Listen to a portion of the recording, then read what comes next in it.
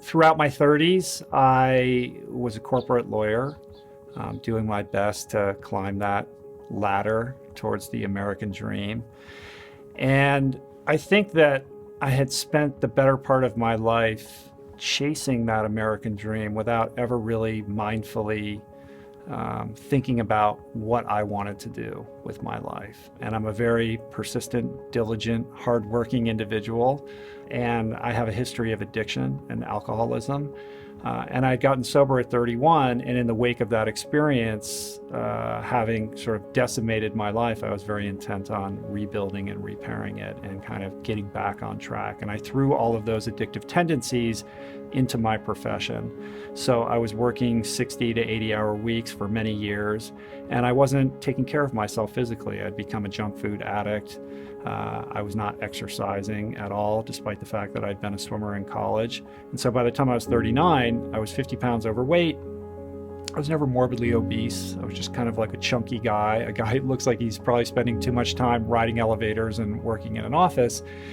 And it all caught up to me shortly before my 40th birthday. I think beyond kind of just being overweight and not treating myself very kindly, I was also very depressed. I was unenthusiastic about this path in life that I thought that I had chosen, but I feel like now in retrospect chose me more than I chose it. And so I was having there was a lot of confusion in my life about what I was doing. I was sort of in free fall, and that collided with the health scare late one evening as I was making my way up a simple flight of stairs where I literally had to pause. I was so winded, I could not complete just a simple flight of stairs without taking a break. And I had tightness in my chest and shortness of breath and sweat on my brow and really like fear in my heart that I was on the precipice of having a heart incident. Heart disease runs in my family. My grandfather, who also was a champion swimmer in his own right, had died at an early age of a heart attack. And my whole life, my mother would say, you got to watch what you eat and be careful, but it's kind of like blah, blah, blah when you're young. But it all became very crystal clear to me in that moment. Not only that I needed to change how I was living, how I was behaving, how I was prioritizing my time and my energy, but also that I wanted to make that change. I had a willingness to, take a leap of faith and try something different. In the midst of that experience, it was all very confusing. There was no clear path. All I was doing was trying to make the next best decision and trying to learn along the way. I was clear that I needed to change my relationship with food, and so that was my first order of business. And the first thing that I did was a 7-day fruit and vegetable juice cleanse, which was crazy at the time. It was so out of left field from anything I'd ever experienced. I'd never gone a single day in my entire life without eating solid food.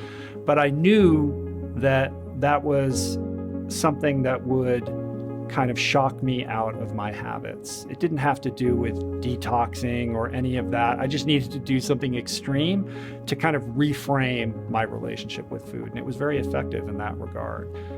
Over that 7-day period, I can remember lying on the couch, being listless and sweating and thinking, how am I going to make it through the day?